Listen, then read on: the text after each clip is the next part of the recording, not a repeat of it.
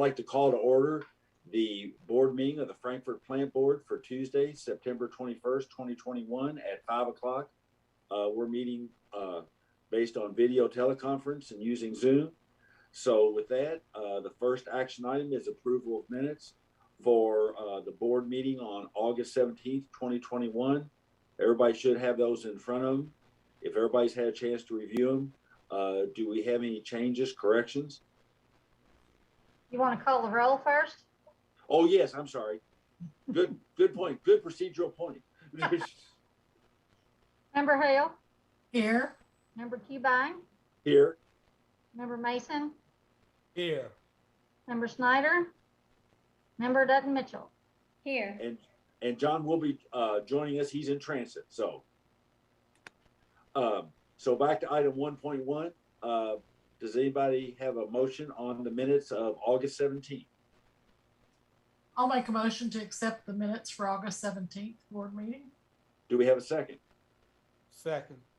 We have a motion and second. Any further discussion?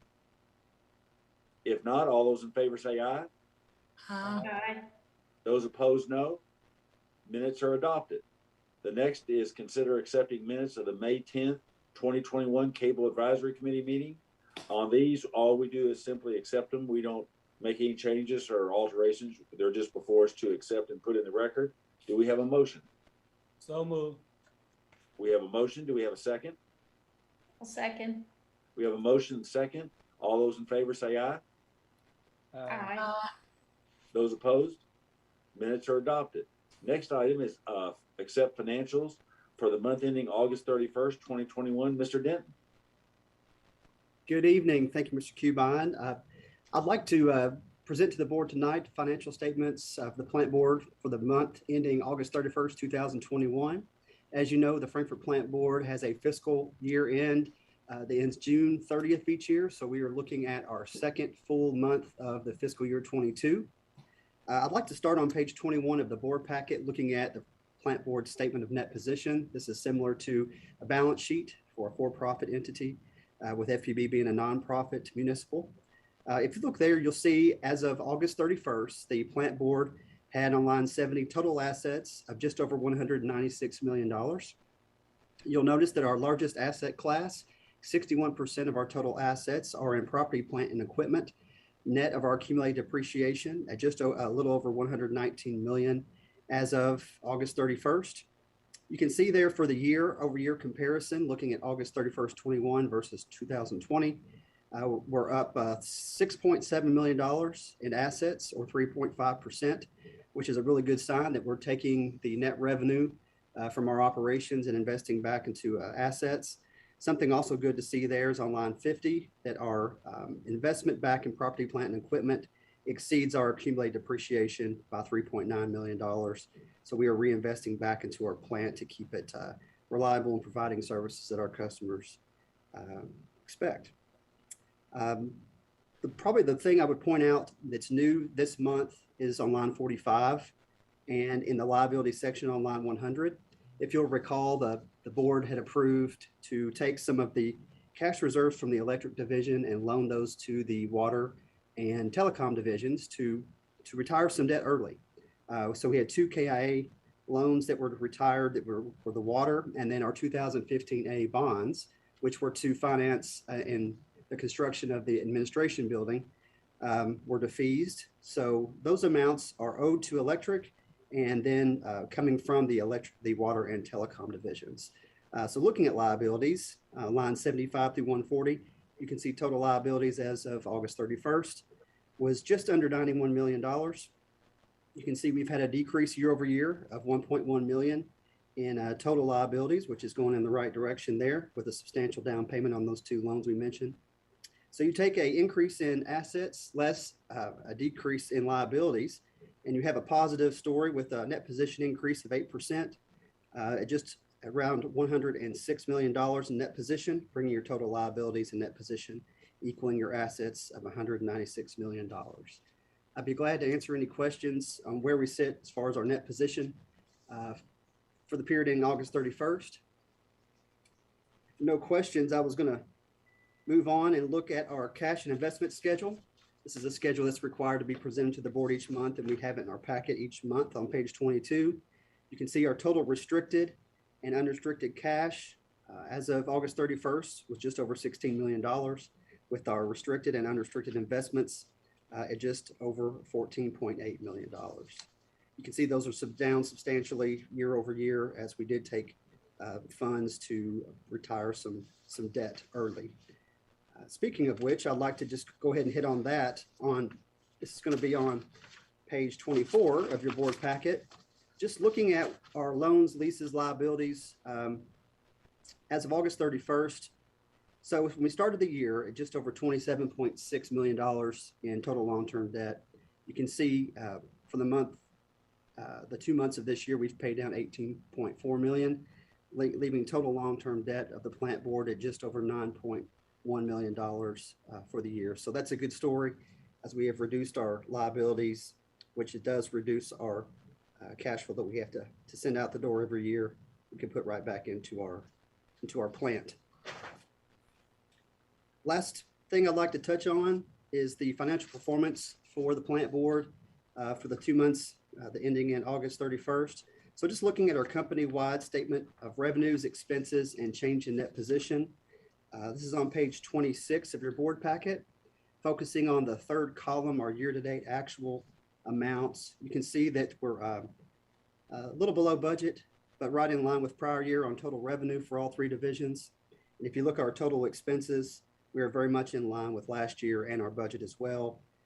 Coming in just a little bit under budget on our net contribution, but I do believe that'll come closer in line as we see higher electric usage moving into the colder months of the year.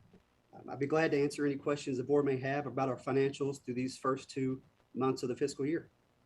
One question, David, is I know that, Vin had talked to us on several times about some of the increases we're seeing in some, parts, supplies, and so forth. Yes. And, inflation continues to run, at 5% or above based on projections.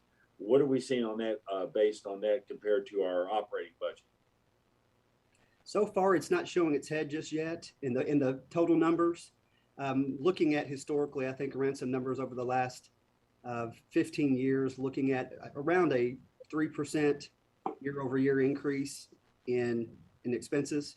So I definitely expect to see that same number year-over-year, if not moving a little higher. But we have I believe we've accounted for some of those changes in our budgeting process, and I think we're going to be, unless something catastrophic happens, I think we're going to be okay. Okay.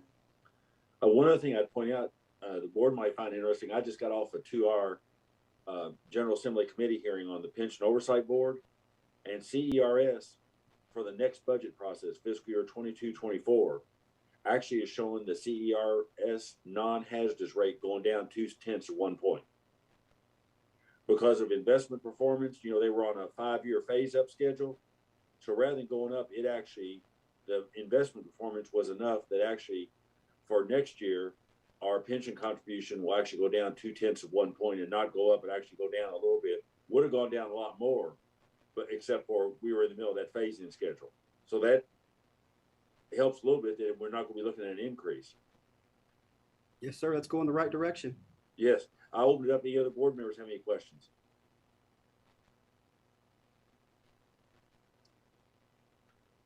What about our past dues? How are we doing there? Yes, sir. We historically have ran around $780,000 month over month. That's customers that are past due on their bill and rolling a balance from 1 month to the next. We're currently at about, as of end of August, $1.6 million in past due bills. Cassie is going to do our customer service report, but I guess I'll steal a little thunder from her there on she was going to cover some of our payment arrangements have come down substantially. We've reduced payment arrangements by 1,400 or more over the last 9 months. So people are paying off their past due balances, and we have had a substantial amount of assistance coming in through the Kentucky Healthy at Home Eviction Relief Fund. So we're going the right direction, but it's not near our historical numbers. But it is still going down a little at a time. Yes, sir. A little at a time. Yeah. We were really accelerating, coming down significantly month over month, and we've kind of felt like we've kind of hit a floor a little bit. It's not. But Okay, the way our plant board, the way our operational policies, you eventually have to pay off that. We're going to get down to caught up. So we should get back down to historical numbers eventually. Okay. Any other questions for David? Okay, if not, do we have a motion to accept the financial statements for August 2021? So moved. We have a motion. Do we have a second? I'll second. We have a motion second. Any further discussion? If not, all those in favor say aye. Aye. Those opposed, no. The financials are adopted. Next is public comment. Ms. Poe.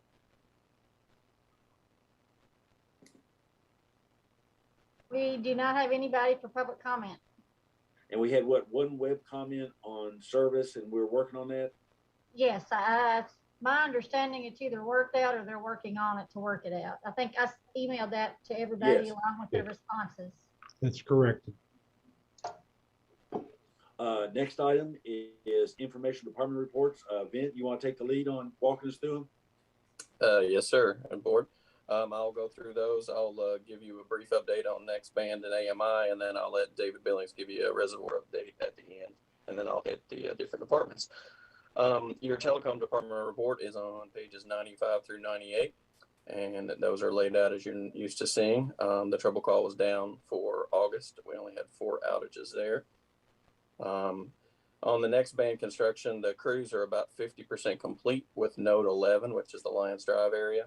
And then in node 14, which is Ridgeview and Arnold Ridge, those areas are a lot more underground. That neighborhood, of course, is an underground neighborhood with its utilities. So they're still completing the conduit work in there. It does take a lot longer to do the undergrounds, but they're hoping to have that complete in the next 2 to 3 weeks. But of course, that will depend on the weather. We are expecting to receive a shipment of fiber taps and by the end of this month, and that was ordered in last November. So that is really starting to cause us problems with our equipment. Some of our equipment has been extremely slow to get here. So, we're doing everything we can, but obviously that may start to create a bigger impact. In the Shattered Ferry area, we, as you know, are 100% complete with the mainline construction there. And we are starting to schedule installs for certain customers and do their premise equipment. But as we bring the last bit in, that a lot of those are underground installs on into the house. So those take a little bit of time as well. So we are progressing along on that. The electric report is on pages 103 to 106. And so the electric department has been participating in the Kentucky Construction Career Days in Shelbyville. We've done that the last couple of years, kind of, using it to increase interest in linemen and those type of jobs. So that's we've been happy to participate in those the last couple of years.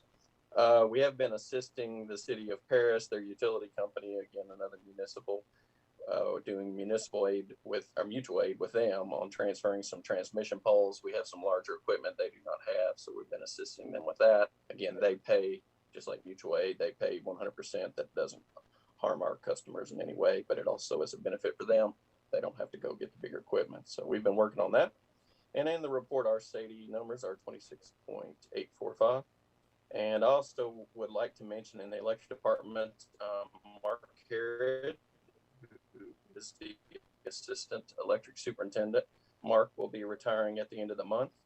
He has 28 years of service. He's kind of been around the plant board at the very beginning in support services. That he was in the water department for a while, and then most of his career he was in the electric department. So Mark has been a great asset. We certainly are going to miss him, but we wish him well in the endeavors that are coming up. So anybody sees Mark over the next few days, wish him well. For the AMI project, the AMI vendor has started the full system-wide deployment. Finally got that ramped up and going at a decent pace. As of today, we have 747 electric meter installs and 322 water meter installs are upgraded to AMI, the water meter. So as we continue to ramp things up and get all the little pieces out, we're expecting to hit a target of around 1,000 to 1,500 installs a month for water and electric. The SEPA report is on page 107 to 109. So for the month of July, you'll see that we cleared 150 $1,579. And for the calendar year so far, we are up $918,683. So we usually budget for our 12-year physical cycle. You're thinking that there is a calendar year, but on the fiscal cycle, it's about $829,000 or $830,000 is what we budget as profit that we receive from the SEPA sales. But that's about $69,000 a month. So we are trending better than our budget numbers so far. So that is good. And you can see that report there. The water report is on page 113 to 115. And the distribution crews are continuing to help out the water treatment plant with sludge removal at the water treatment plant. And construction crews have begun line replacement projects in Highland Parkway and Thelmer Court. And our annual flushing program is 60% complete. Then in the water treatment plant, page 117, we produced 248.659 million gallons in August for an average of 8.02 million gallons a day. And Julie notes that we had 11.12 inches of rain, and with 7.6 inches of that in 3 separate events on 3 separate days. So that is the wettest August on record for Frankfort. So the river flow has been up to 5,323 cubic feet per second. So I'll be happy to answer. Well, I wanted to turn it over to David and let him give you a reservoir report, but after that, I'll be happy to answer any questions, or we can bring Adam or Travis up if you need more information on next band or AMI. So David Billings, if you would, give the reservoir report. Yes, sir. Good evening, board. We had our construction progress meeting earlier in the month. We have received and approved our 4th payment request. That represents about 33% of the total contract amount. Work that you've been seeing going up there consists of the tank core wall. They're about 50% complete with that. Upcoming work will be to finish the core wall and internal piping. The contractor indicates he is on schedule. I'll be happy to answer any questions.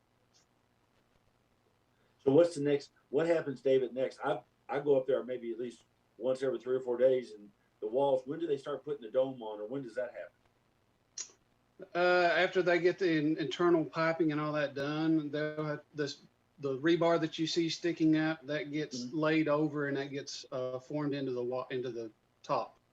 Okay. Is that like the bottom? Does that have to be a continuous flow, or does a continuous pour? I still haven't gotten a straight answer on that. I've Okay. heard 2 yeses and 1 I don't think so. So Okay. John, Yes, sir. question, forgive me, I'm probably forgetting.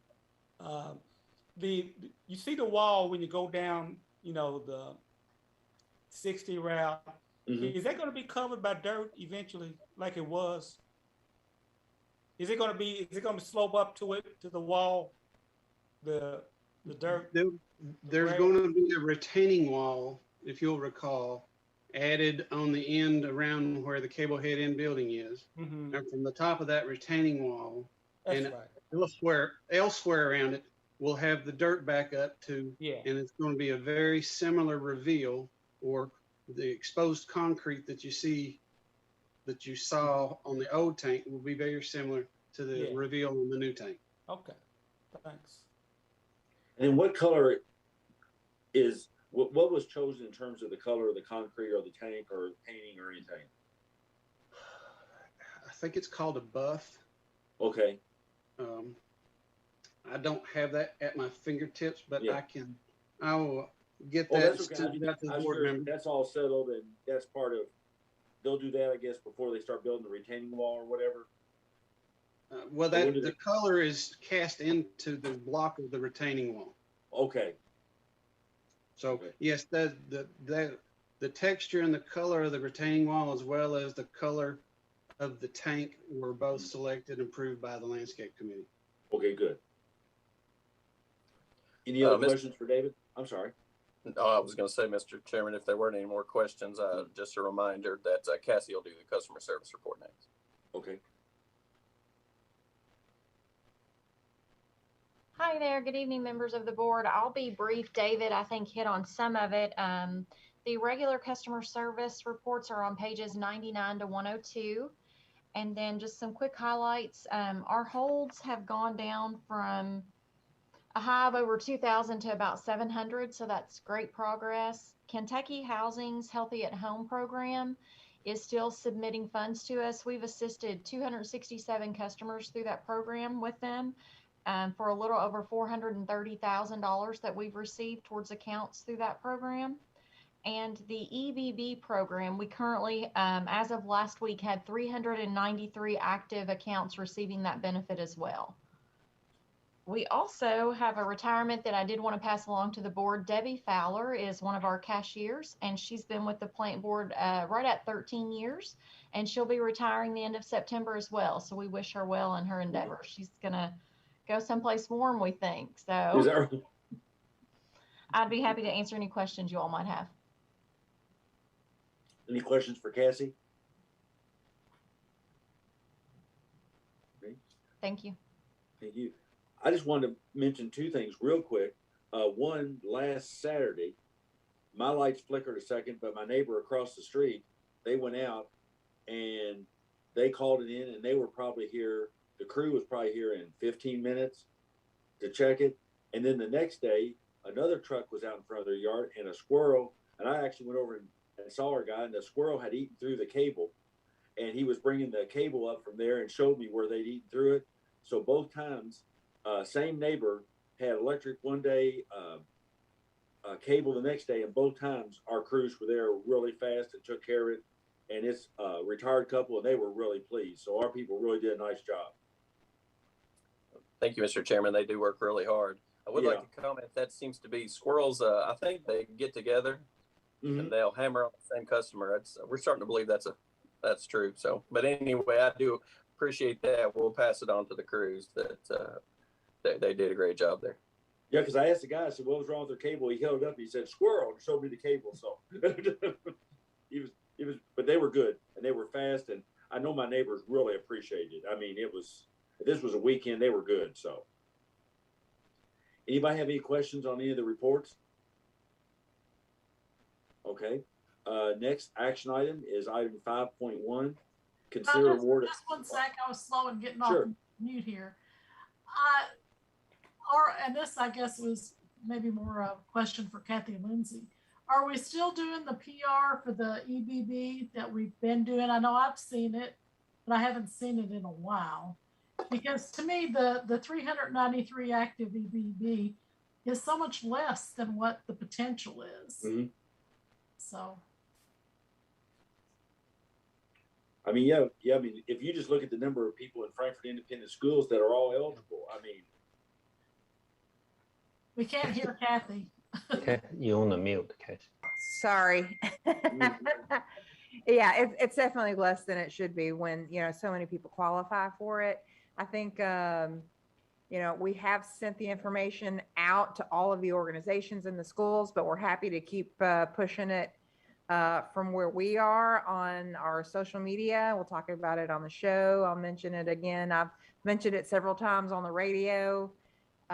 We did have a billboard about it and had it in the newspaper for a while. But we can keep plugging away at it for sure. Yeah. But we do have a schedule of things that we are promoting, and we'll just put that into the rotation again and just keep doing it. I'm sure we've asked the schools to disseminate that, but maybe we need to ask them again to send something home with the student, or email it something to the student's home email address or whatever. Yeah, sure. Yeah.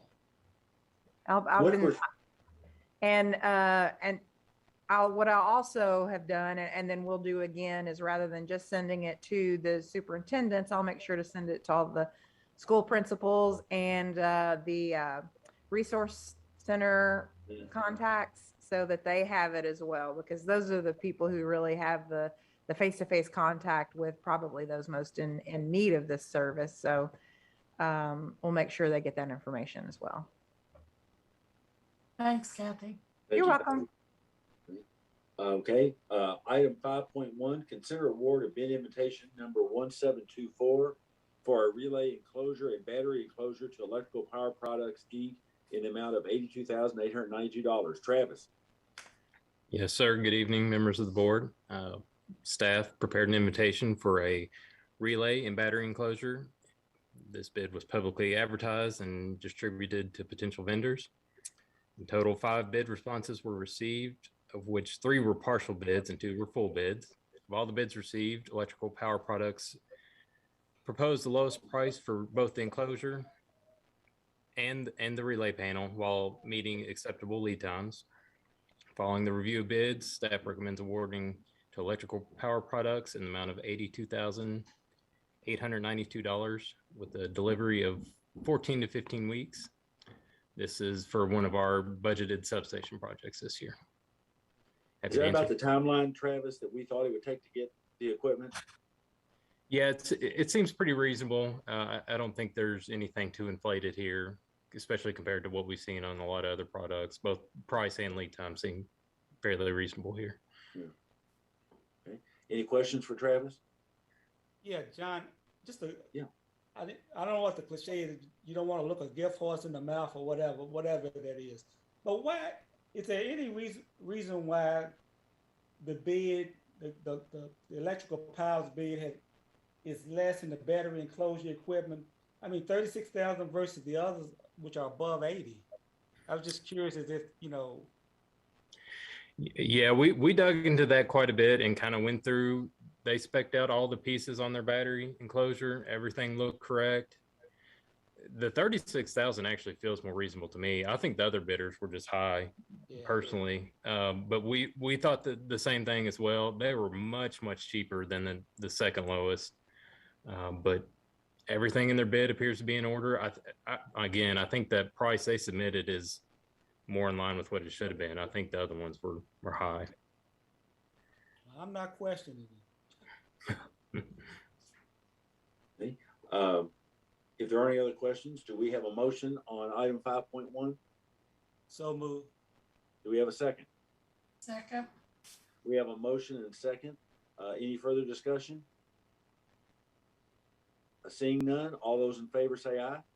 Aye. Those opposed? Contracts awarded. Thanks, Travis. Thank you. Next one is item 5.2. Consider award of bid invitation number 1726 for 69 kV circuit breakers to GE Grid Solutions LLC in the amount of $70,650. Travis. Yes, sir. This was another bid for substation equipment. We prepared a bid for 2 substation class 69 kV breakers and sent it to potential vendors. 2 responses were received. GE Grid Solutions presented both the lowest unit price and expected lead time while meeting the specifications. After reviewing the bids, staff recommends award to GE Grid Solutions in the amount of $70,650 with the delivery of 18 to 22 weeks. Again, these are for our budgeted substation projects, one for the T23 replacement and also for the replacement of T54 projects. Happy to answer any questions. The price on this one was really good. I think this is what we probably paid about, 6-7 years ago. $35,000 per breaker is about what we've been paying for a long time. So nothing really unusual there. I noticed this one's almost a 22-week lead time. Yeah, that's a little longer than usual, but manageable within the overall project scope. We should be fine there. Okay. Any questions for Travis? If not, do we have a motion? So moved. Okay, we have a motion. Do we have a second? Second. We have a motion and second. Any further discussion? If not, all those in favor say aye. Aye. Those opposed? Motion's approved. Contracts awarded. Item 5.3. Consider award of bid invitation number 1729, price contract for bulk fuel delivery to Robinson Oil Company, Inc. Leanne? Good evening. Frankfurt Plant Board purchases bulk fuel for our fleet, the power operated equipment, and the standby generators. Fuel pricing is based on the terminal price. The applicable taxes and the vendor's markup are add-on per gallon. The terminal price is what the vendor pays when they fill up their truck. The pricing varies day to day based on the fuel market. And FPB pays Kentucky road tax, but is exempt from the federal motor fuel excise tax. Vendors bid with the understanding that we are locking in their add-on price per gallon for the duration of the contract and not for a guaranteed quantity of fuel. The estimated gallons of fuel on the bid were based on what was purchased the last fiscal year. And the contract would be effective October 1st, 2021 through June 30th, 2023, and is renewable for 3 12-month periods. The invitation was sent to 4 vendors and we received 2 responses. After evaluating the bids, staff recommends awarding to Robinson Oil as they're the low bidder. Their add-on price is 4 cents per gallon on regular unleaded fuel and diesel, and 10 cents per gallon for their off-road diesel. Is that about what the only variable here then, Leanne, is whatever they're being charged when they fill up their tanks, right? Their trucks? That's correct. Okay. Do we have any questions for Leanne? Is that the fuel tax or road tax? Is that the motor fuels tax, or is that the truck tax, the transportation? It's the road tax. Okay, but what's that based on? Is that price per gallon? Yes. Okay. Steve is showing his roots here on this one, his heritage on being the lead person on the road fund for the General Assembly.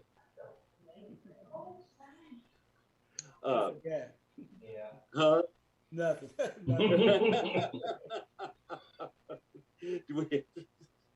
The other question though, John, on that, am I correct? Is this price is locked in for 2 years?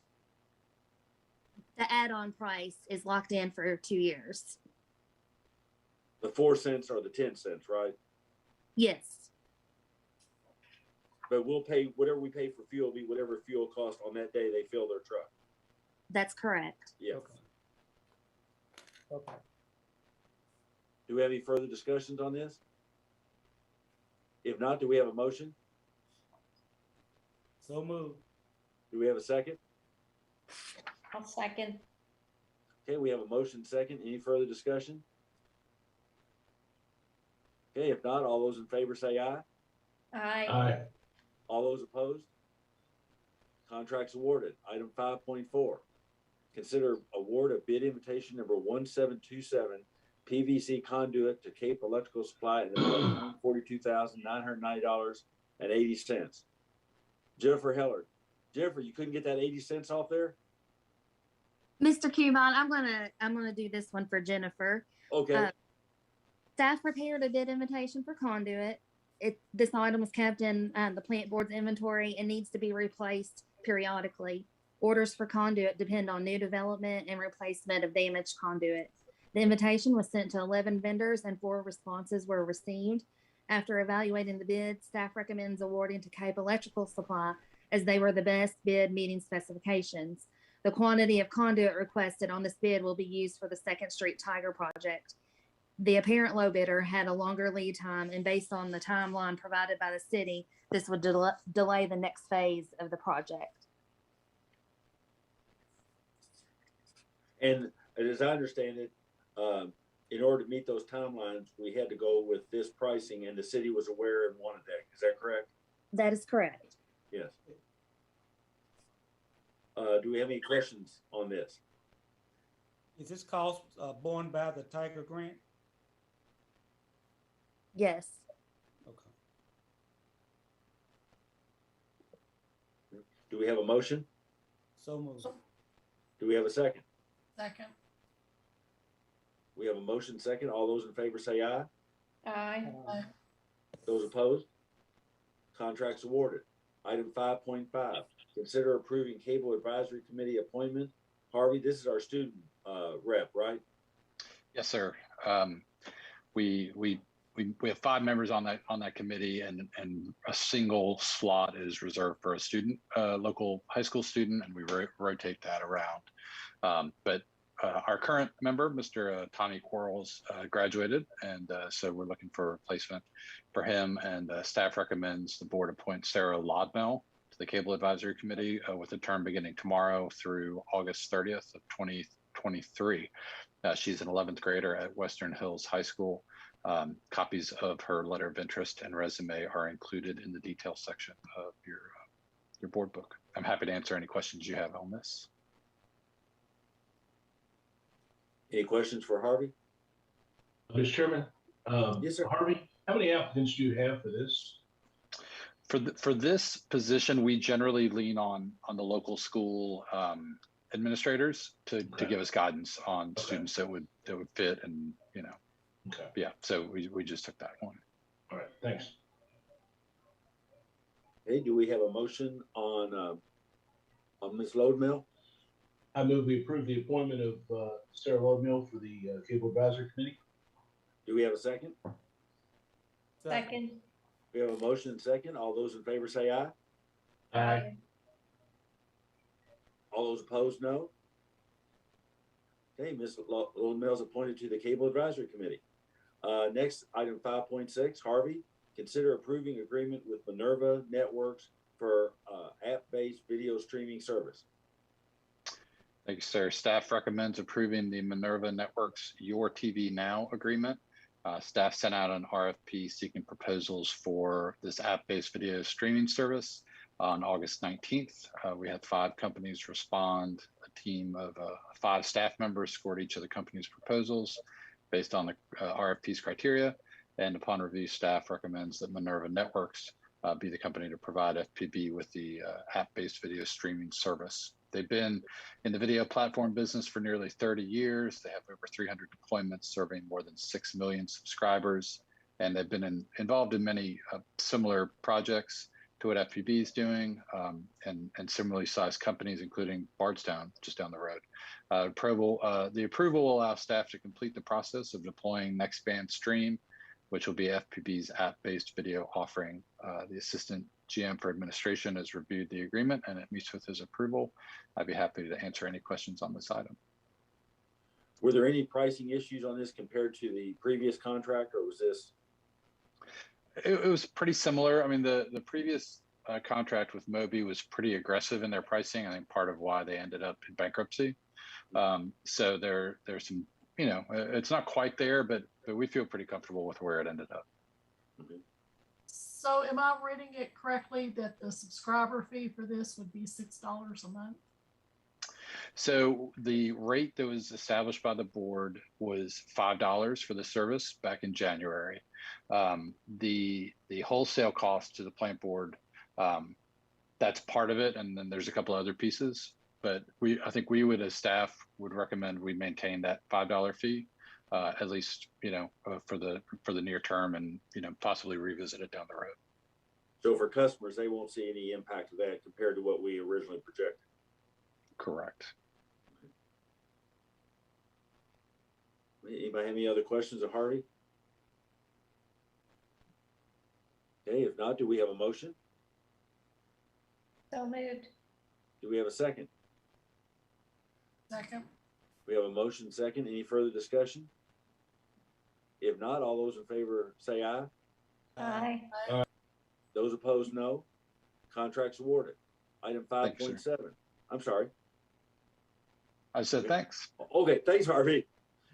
Item 5.7, consider award a contract for community solar program development with 1898 and Company, Travis. Yes, sir. Good evening again. In August, staff issued a request for proposal for community solar program development project. The RFP was advertised locally, nationally through the APPA, and sent directly to potential vendors. No responses were received by the advertised deadline, and therefore no bidder was recommended for award. Due to the unsuccessful competitive RFP process, staff engaged in contracting discussions directly with the vendor that's recently provided professional services to FPB. Discussions were held with 1898 and Company regarding FPB's community solar project, and the submitted statement of work includes agreed upon services to be performed. The services will include a financial analysis and a general engineering analysis that will guide FPB through early decision points on community solar. As the consultant develops options for our consideration, staff will work in parallel with them to perform customer engagement.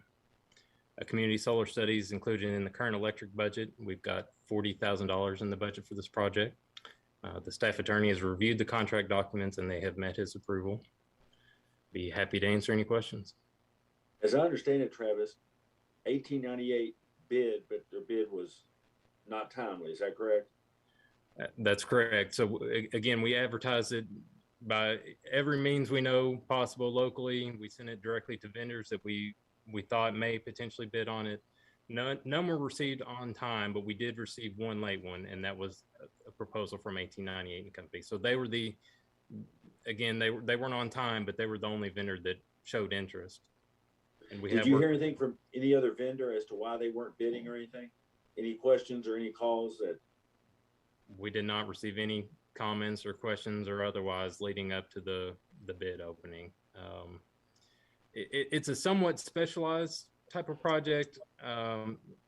You know, a lot of these vendors have a lot of work. We're seeing that on other projects, trying to get contractors in. We're getting a lot of responses that, hey, sorry, we're just too busy right now. I think it's maybe a sign of a good economy or a sign of, you know, kind of the somewhat specialized nature of the project, being not just a solar project, but a community solar and a utility owned project. So I think, you know, a lot of factors probably went into that as to why we had the low response. But again, I think we tried to cast a wide net with this one. This is the only firm that showed interest.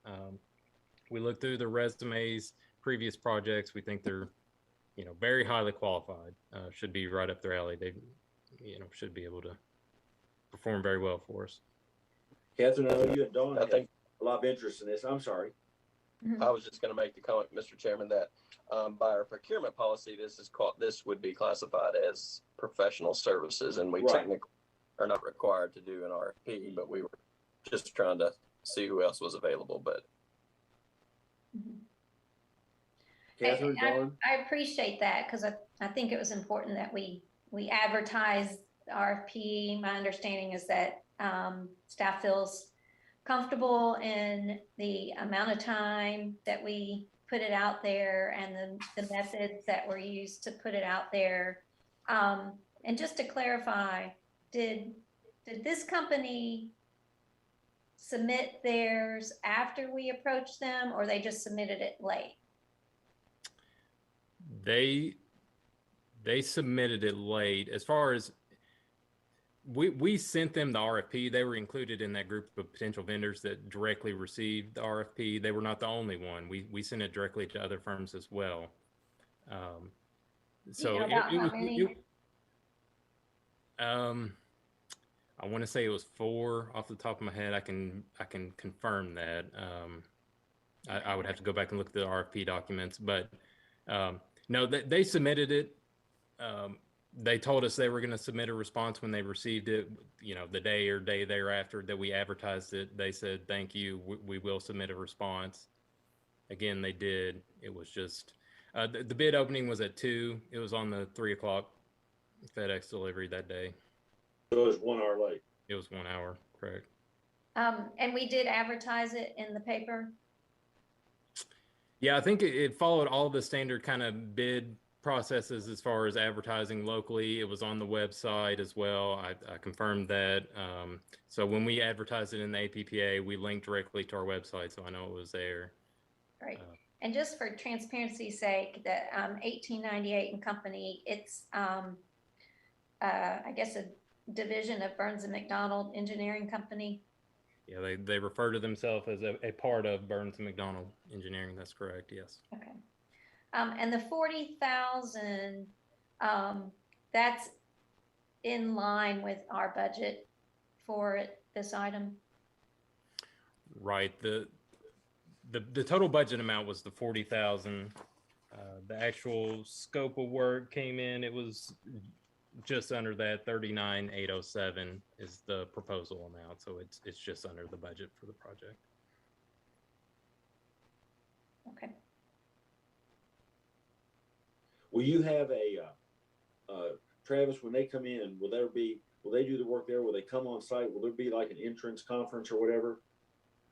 Yeah, well, for the sake of conserving costs, we're going to do as much remotely as possible, just to save on travel costs and stay within budget. That's one of the things we had discussions with them. If they need, kind of boots on the ground type of work, we're qualified to do, a lot of that, to work in tandem with them on those parts of the project. But yeah, I would assume, some travels. I was going to suggest, if you have an entrance conference, and we get up to 2 of us can be on there, you might, when you have the entrance, ask Dawn and Catherine if they want to participate. Sure, absolutely. I had some questions on the implementation and methodology, but I talked with Travis and Ben earlier on that, so they answered the questions that I had. Okay, so you're okay, you're good? Mm-hmm. Okay. Any other questions of Travis on this one? And when will we have a report on this, Travis? Yeah, I think it was 60 or 90 days is what we asked for in the RFP. I'll follow up with them and give the board a better idea of when exactly, how long they think it'll take. Again, sooner is better, so we can kind of move on to the next phases. Right. And I think they're ready to begin right away based on my conversation with them. Yeah, I'm sorry, Dawn. Oh, I was just gonna say, on page 11 under project assumptions, it mentions that work be required after December 31st, 2021. Costs are subject to change accordingly. So I would assume by that they plan on being pretty much wrapped up by then.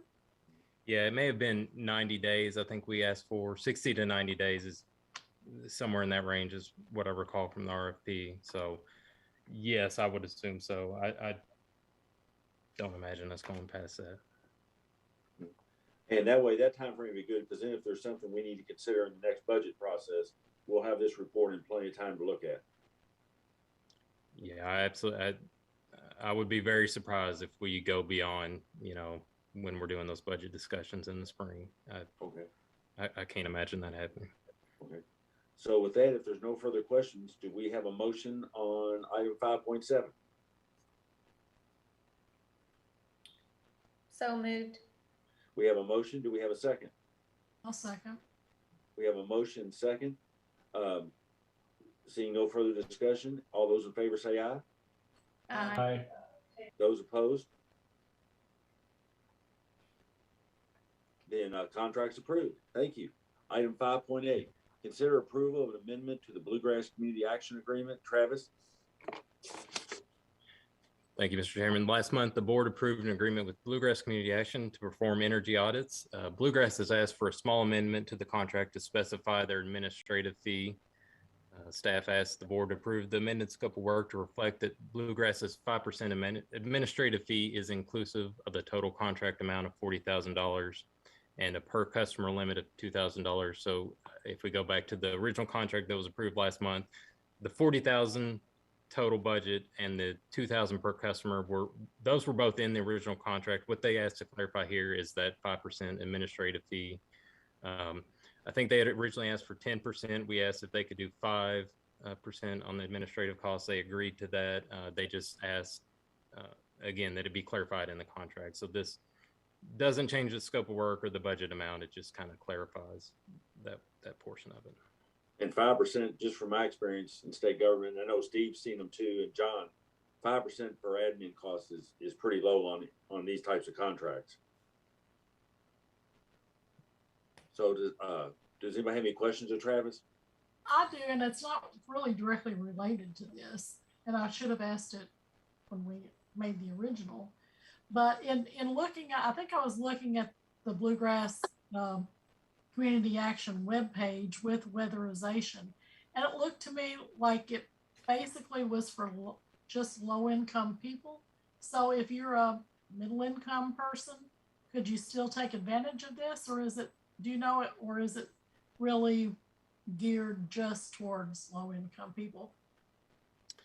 My understanding is it's based on income. So when a customer applies, they're going to perform that as income assessment for us, determine their income status. I think it's Item A, under the scope of work, sets the income levels that would be qualified for the program. Okay. Again, thanks. the idea here was to be able to provide, basic weatherization services to the people that really kind of needed it the most. So your weather stripping, insulation, that kind of stuff. And I assume Community Action is using their normal income guidelines that they use for home repair, weatherization, and so forth.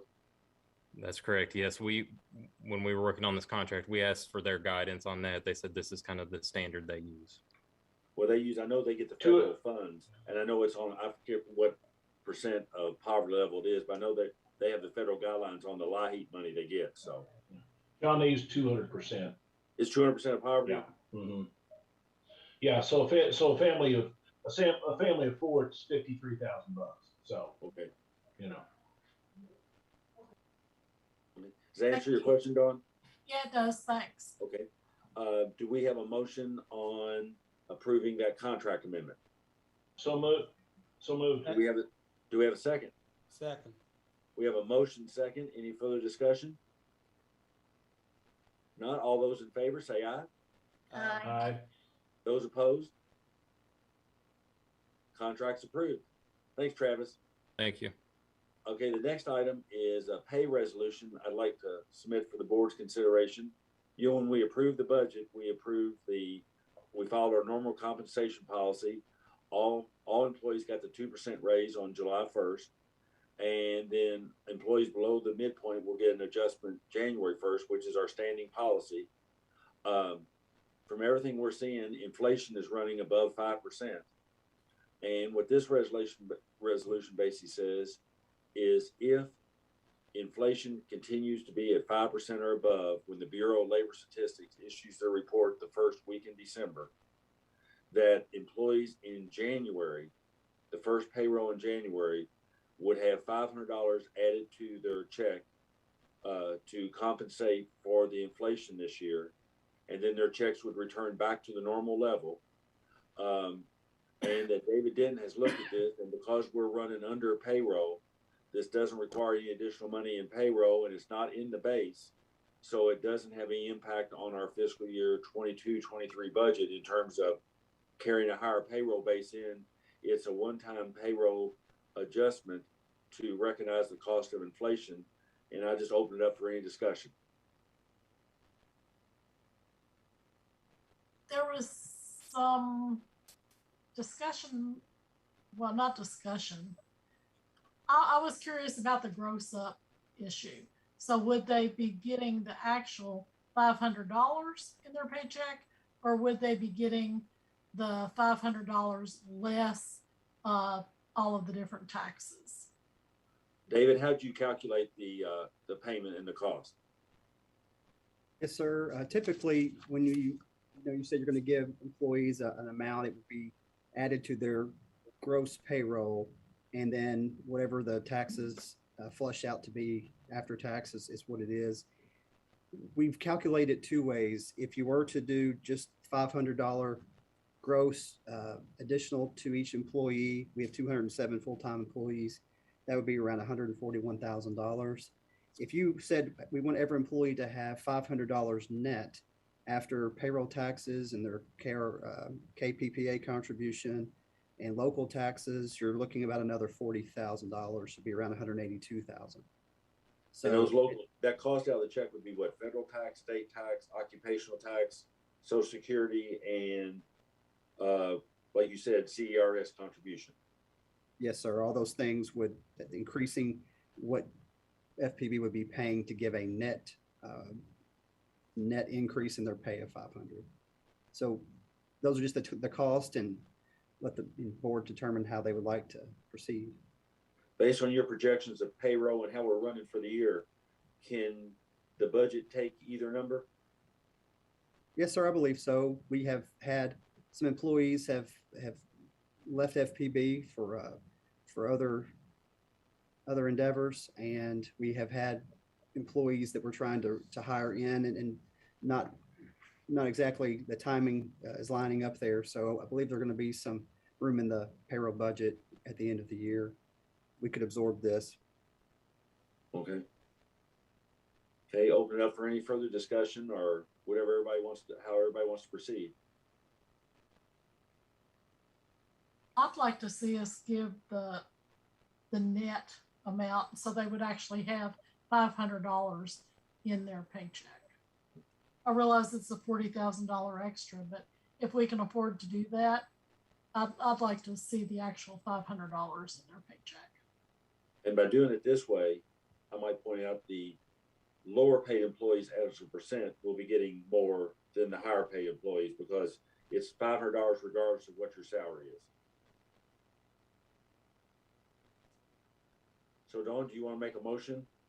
Can I say one thing? Sure, Catherine, sure, yeah. I think,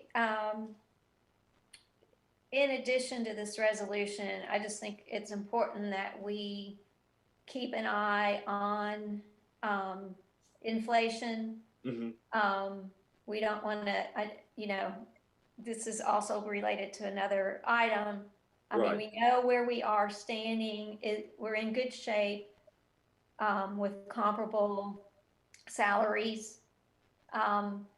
So I feel good about that and about this resolution, but I do think we need to be mindful that at some point we might need to adjust, particularly next year's budget, so that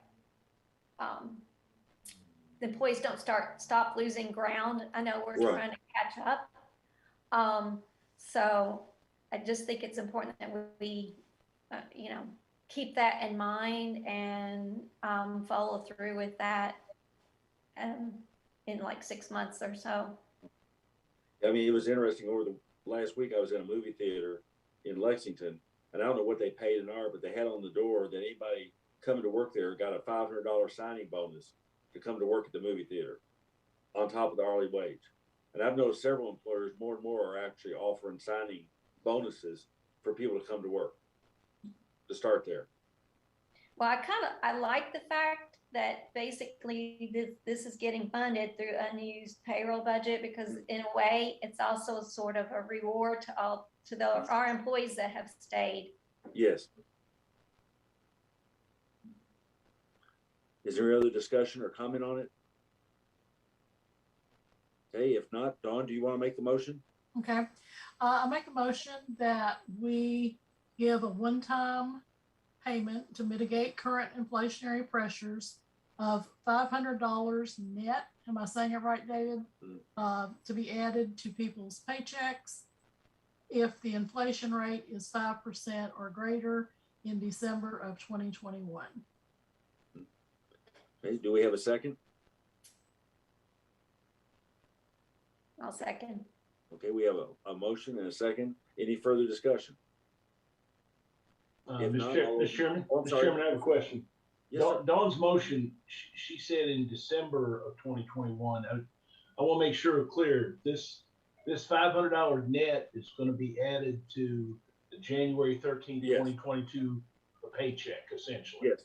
Right. And the decision whether to give it triggers off the Bureau of Labor Statistics report the first week of December. Would it be in order to maybe modify Dawn's amendment and maybe just amend this existing resolution we have in front of us? Sure. If you'd want to, if I don't know, she would need to withdraw her motion or what she would need to do. But isn't the resolution doesn't specify that it's net? Well, my suggestion is to amend this resolution we have in front of us, okay, so that it does apply to the net. Okay. Since we've got that language in front of us, I would feel better working off the language we've already got that has kind of already been vetted. Okay. What about we, Mr. Schneider, what about we take the paragraph number 1 there, resolution, and say the third line down, say authorizes an additional $500 in net, I would say in net income. In net income. Okay, I'll add that in and it'll be ready for signature for the board after that. Yes, sir. So if it's okay, then if that could be the motion to specify that $500 is in net income. Net income is the wording the board. Okay, yes, sir. And it'd be payable in January. January 13th, yes, that's already in the resolution. Yes. Okay. I'm Sorry. fine with that. Yeah. So we have a motion, we have a second from John Yes. as modified. Yes. Is that correct, John, the way you Yes. stated? Yes, sir. So what we have in front of us is item 5.9, motion and seconded and as amended by John Snyder's just now. So all those in favor say aye. Aye. Aye. Those opposed? No opposition. It's approved. Thank you all. And I'm sure the employees appreciate this. And John, we're lucky to have you because Steve and I used to do the budget bill. We weren't tied to this scientific language, right, Steve? Well, I'm just glad I made it out of City Hall, Mr. Chairman. You know, with the unlike the mills of God, today the mills of the ARB ground pretty quickly. But, well, so Steve we'll and I used that language, notwithstanding anything to the contrary, it just wiped out everything. As a bill drafter, that's terrible language. Terrible language. Item 5.10. Consider edit of ethics policy. Hands. Yes, sir. We had reviewed the ethics policy, and Miss Hale's sharp eye came up with a good edit, and noted that we should have a time frame on which we forward any issue to onto the ethics committee. So that highlighted language there. Whoever receives a complaint will forward it within 1 day after receipt. Is asked that the board move to approve that additional language. And as I understand it, the ethics committee is aware of this and they're fine with it. Is that correct? Yes, sir. We had emailed that on to the committee, and I have not heard any comments. So it seems to be good. And all this really does is make sure if like someone would bring a complaint to me or anybody on the board that we can't set on it. Yes, sir. Correct. That we have to send it. I mean, it's not a matter of us trying to decide if we want to send it. We have to send it. Yes, indeed. Yes, sir. Okay. Any questions of hands? Okay. Do we have a motion?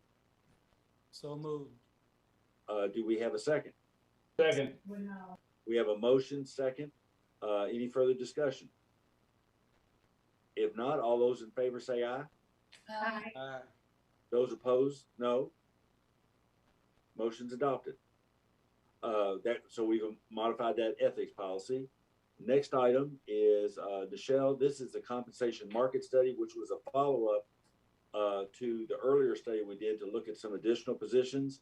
Nichelle, you want to take it? Yes, sir. Good evening, board chair and members of the board. The board requested staff to conduct an additional market pay study to ensure all Frankfurt Plant Board positions were represented. Based on the results provided by our compensation consultant, the Johansson Group, FPB salaries are currently in line with the market. So staff does not recommend any additional pay increases. Does the board have any questions that I may answer? Michelle, I just want to make sure you were comfortable with the amount of additional data we received. Yes, ma'am.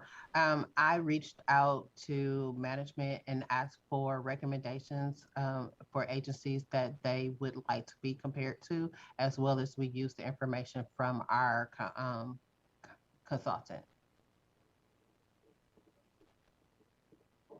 And I would like to point out on this and another matter we'll talk about later. I know we've reached out to Louisville Water Company, which is a public utility like us, but it's obviously a large company in a big market area. And my understanding is they've been cooperative with us on both requests. Is that right? Yes, yes, sir.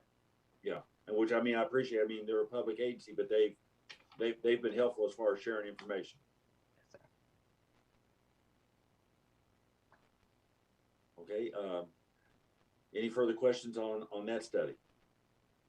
And we don't have to take any action on this, do we, Nichelle? No. Okay. Next is item 6, informational. I'm sorry. Did someone else? I was just saying thank you. Okay, thank you. Next one is informational items. There's a lot in the news about this, and it's discussion on COVID policy And I think Hans was going to maybe start off with what's the impact of President Biden's recommended policy, what's going on locally, and given the General Assembly's recent action in terms of what the governor can do and not do, kind of what the whole state is and what we're currently doing, and do we want to make any changes? So, Hans, do you want to take it? Yes, sir. Yes, sir. Kim had put together a really good report that she had sent on to the board earlier that kind of outlines those issues that you had mentioned earlier with what those agencies are doing. We got updates today. In addition to that, we found out Franklin County Schools has a $100 stipend for each employee that's fully vaccinated by December. Was approved an extra 3 days of emergency leave for COVID, and as a one-time extra duty pay of $1,000 for full-time employees. You mentioned Louisville Water earlier, Mr. Chairman. They are tracking the new rule that OSHA is supposed to issue, and they're pretty much following the same procedures that FPB is. We're masking, we're separating crews, we're working remotely where possible. As far as the new OSHA emergency temporary standard goes, it's not been published yet. There's a lot of commentary about it, and maybe the best quote I found about it says, "This is a rapidly evolving subject still rife with uncertainty," is what one article said about it. But basically, OSHA is going to issue this ETS for employers with 100 employees or more. The suspicion is that OSHA will characterize this COVID as a hazard under the general duty clause, which will require your employers to take actions to eliminate that hazard in the workplace, and that would include vaccination. So it's potentially that you have a broader OSHA standard that requires vaccination, whereas the executive order mentions vaccination and or testing once a week. So once the order is published, we'll know more about what the exact language is and what the exact requirements may be. May require of us. Most of the other agencies Kim surveyed, she has some other utilities there that she listed in her memo. They're doing largely the same things that we are. So we're consistent with sort of the lay of the land around us at this time. And I'll let Kim turn it over to Kim for whatever she wants to add there. She did a really good job with her memo there. So thank you. Okay, Kim. I really don't have a lot to add other than we probably have, since July 1st, we were counting up, maybe 35 people that have had to quarantine for one reason or another. So there is definitely some effect on our workforce. It's a big job to try to track all those quarantines, but that's really, I think, all that I have. And I think you checked with the city and county to see what they were doing, right? Right. And they basically waiting to see also what the ETS what the specifics of that will include before. I haven't found anyone that has addressed the vaccine mandate issue at this point, other than batting it around. It's the testing option. The question is, how do we if we allow employees to test rather than be vaccinated, how do we administer that? And it's because it has to be done at least weekly for any employee who opts not to get vaccinated. And it remains yet to be seen. It seems like employers can mandate vaccines rather than the testing. Doesn't have to be the either or, but that leaves us, so we're going to have to make some decisions, assuming it all comes out like the president had said, it was going to. So we'll see how it looks when it makes the final version. Let me ask this, Kim. You talk to employees that all the time.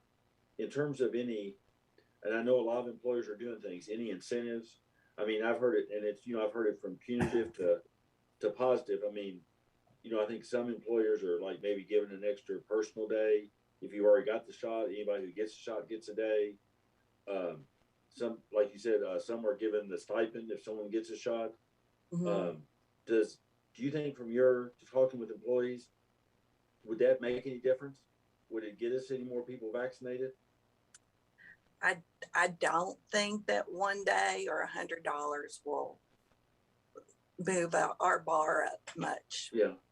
Way or the other. I mean, I think it would have to be something more substantial than that. So, yeah, that's my personal feelings. But, and from what I've gathered talking to employees. So. Other board members, what do you all think? I'm curious about the self-testing. If when it comes down, if we have that either or of either testing or being vaccinated, would self-testing be a part of that? And what's the reliability of self-testing? Do you know anything about that? Well, what I do know is the CDC does allow, or there are some self-testing approved kits, or and so I think at times they're hard to find and they can be expensive. That's one issue. And then then the question becomes, who's going to pay? Is that going to be the employer or the employee?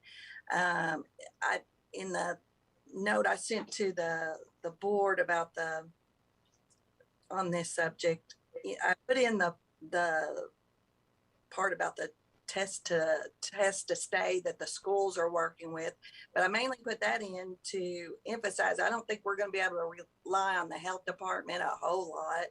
They're going to have their hands full, so I don't think we necessarily are going to be able to all the employers are not going to be able to rely on health departments if this all goes through. So we do have a relationship with HealthWorks where we send them for send our pre-employment testing and drug and alcohol testing, and they have been accommodating us. But again, I don't know if they would be able to, depending on how many employees we have. I'd say it would be a substantial amount that would need to be tested. So if we wanted to buy the kits, just anecdotally, I was in Kroger's the other day and got my flu shot. Lady came up to the counter. I just overheard it. Asked if since she'd been all over town, did they have any self-test kits? And the lady there, the employee there at Kroger said no. And when we get them in, we get in like 10 or 12 at a time, and they're gone instantly. Right. But this lady said she'd been everywhere in town and can't find them. If we wanted to make them available to employees, I think when Kroger's had them, they were like $25 for 2 tests. Mm-hmm. If we wanted to have them, make them available for employees, could we even get them? Unless something changes, I don't think that's going to be an option, really. Yeah. We just don't think we'd be able to get a hold of it. But John, the question in my mind, I'm going down that route, would be how do we administer, how do we manage that, and how reliable would it be? Because unless we are doing the administration of the test, then we don't have the no foundation to stand on as to it being accurate. So now if we ban them as a plant board and then administer them, and then that's a different thing. Yeah. Maybe that's where we'll have to go. I do think it's going to have to be an organization administered test at some place on the organizational site. The other question I had was, and I don't know if it was you or someone said something about insurance and the cost. Yes.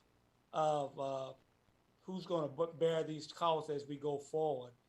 And since we're self-insured, I was wondering, have we talked to our insurers about, cost of the test, cost of people who aren't vaccinated, and those kinds of things? Michelle, Kim, have y'all heard anything? Yeah, I was going to ask you, yeah. No, we haven't inquired right now. We are paying for the test. Tests are free, as it is still part of our government. Our governor has mandated that we're still in a pandemic. So currently right now we are still paying for the test, as well as if we send them to HealthWorks. As far as the cost to our plan, I don't have any figures. However, the vaccination is free, where if an individual has to go to the emergency room, or if you have an individual that is not vaccinated and then their whole entire family becomes positive and they're on our plan and they have to go to the hospital, I mean, that right there is just clearly is going to be an increased cost. So. Well, I saw a brief news story the other day on one of the network news that some commercial plans, not us because we're self-insured, but some commercial plans were taking the position that if you're not vaccinated and you get COVID, they weren't going to pay the claims, which is pretty harsh. I mean, early on, I surveyed some other agencies. We're part of CAFRA, the Kentucky Public Human Resource Association, and no one was taking that stance. And I did that survey. I think it may have been maybe a month to 2 months ago, but nobody right now was willing to take that stance of not paying for services related to COVID. Yeah, they said commercial carriers, but they didn't mention which one. So I don't know how widespread it is, but it's again, like you said, they're looking at the bottom line and they're not wanting to pay in some cases, apparently. Yeah. So, does anybody on the board feel like at this point, I mean, I don't guess, Hans, we have any idea when CDC will issue, I assume it'll be emergency rulemaking. They won't go through the normal comment period because that would take months. They said that the rule will be published in the Federal Register, but they don't know when it's going to be, when it's going to be done, weeks, months. So it's just speculation about when they will issue the rule.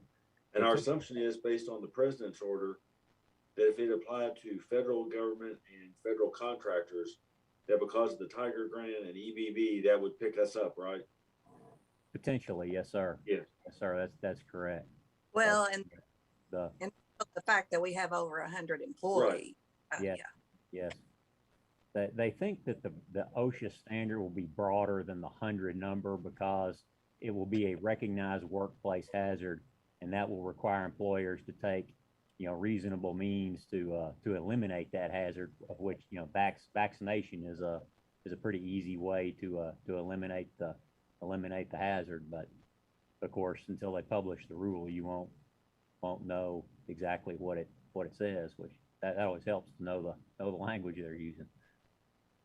So I guess unless someone has a specific proposal to put forward, that our plan would be that if a CDC issues the rule, depending on what the effective date is and how long it takes you all to analyze it, that if we need to have a special meeting, we would, in order to adopt whatever policies, or we may not have to have a special meeting if we have enough lead time, depending on what the proposed rulemaking is. Is that correct, Hans?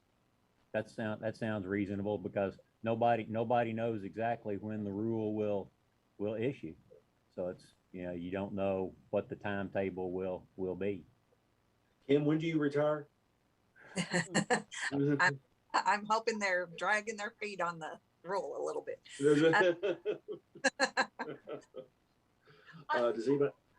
Does anybody else have any comments or suggestions or things they want staff to be looking at on this? I have a question. Oh, go ahead, Don. Catherine? Oh, I'm sorry. Go ahead, Catherine. Oh, I was going to ask if there's a way to track the COVID-related healthcare under our plan. When you say track, do you mean how many cases we have had or how many claims that are, what do you mean? Claims. Okay, how many claims we have related to COVID? I can reach out to MIPIN and see if I can get a number for that. Is there a DRG code for that, or is it just, if somebody went in, would it be just like upper respiratory, or would it actually be coded as, I know like on death certificates, they code them COVID. Are they coding medical claims COVID, or just coding whatever the underlying, the type of condition, like respiratory or whatever? I honestly don't know. I do also remember doing the mid-year review, they did have some numbers that was located in that information. So I'll check back to see what that information is and see if anything has changed. Of course, that was prior to the meeting. But as far as how it's coded, I honestly don't know, but I can find out. So we may be able to catch some that, and most of the things would say COVID related pneumonia, COVID related, I Okay. know. So I'm sure it's probably coded a certain way because I'm sure just for statistical purposes, they would want to track that anyway. So I'll check with MedVent to see what I can find out. And I would be interested in that, and also the cost of testing. Okay. Because I think one approach, it goes back to educating people, what is the ramifications of certain decisions, and how does it affect to you potentially, the company, our healthcare plan costs, where premiums go up, all that. I think that's important for people to help them analyze the questions they have to answer when they're making decisions about vaccine or no. Because it really is a multifaceted thing on us. I mean, it's our employees, it's their families, it's our customers, and ultimately, it does become a cost issue in terms of absenteeism, healthcare costs, and everything else. So, I mean, there's a lot of impact on what's going on here. So, Dawn, did you have anything you wanted to bring up? Yeah, it was just, and I know it was in the email that Kim sent out, but it's just, are we keeping track at all of how many employees have been vaccinated, so we know how many we're dealing with if we are going to have to look at weekly testing? Because I would think that would make a difference both with cost and with how we go about testing. So far, we have not officially asked. I know Nichelle and HR had at one point surveyed employees about who was interested in getting the vaccine as it was becoming available. And we have that number, the responses for that, but we have never asked our employees for any kind of, we've never surveyed them or asked them for any kind of vaccination cards or anything like that so far. So, and I can see in a way that sort of an invasion of privacy, maybe, or but at the same time, it would give us a little bit better feel of. Right. I think at the beginning we were definitely like, well, we don't want to ask people for medical information. So I don't know, that's kind of not my area, but I know early on that was the way we looked at it was we didn't want to have people's medical records. But I do know there are plenty of other organizations that are asking for that information.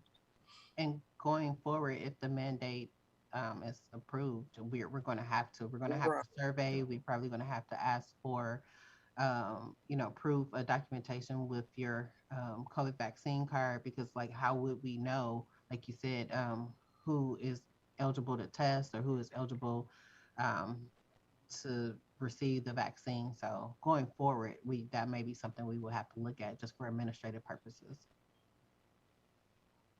Thank you.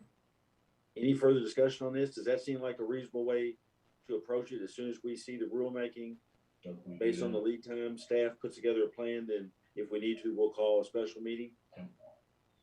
Yeah, sounds good. Okay. Next, Gary, do you have any comments? Mr. Chairman, I don't. There are certain discussing you want to use this.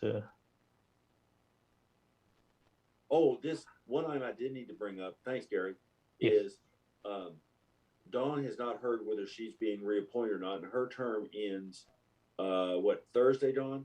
Correct. But regardless of her reappointment or not, she served 2 consecutive terms as Secretary Treasurer. So she cannot continue in that role under any circumstance in that particular board officer position. We normally have officer elections scheduled for October. So we can proceed in 2 ways on that. One, as I understand it, and Hans correct me, or Kathy Poe, under our bylaws, I've already signed the signature. I signed the signature cards already. So I can, in the interim, which would be what, Dawn, you can still sign this Thursday. Correct. So it would be 3 Thursdays I would sign checks between now and our next board meeting. Or, and I can do that, which is no problem. Or we can actually elect a secretary treasurer tonight, either permanent for the next 2-year term or at least until the October meeting. If the board wants me just to fill that in, I don't think we have to take any action. If the board wants to elect a new secretary treasurer effective the 24th, then we would need a motion for someone to be nominated for that position. So I'll open it up for discussion. Is that correct, Gary?